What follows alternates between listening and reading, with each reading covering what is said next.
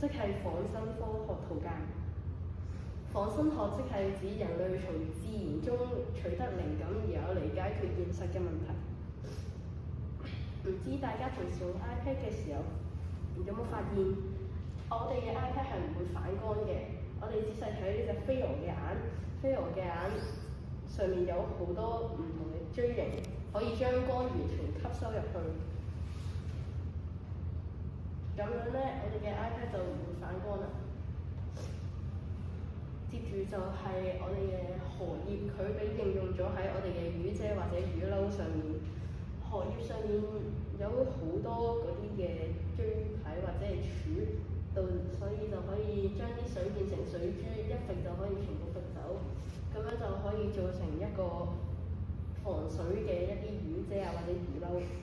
其實仿生科技仲有好多都喺呢本書入面，我都推介各位同學可以去圖書館借嚟睇。多謝。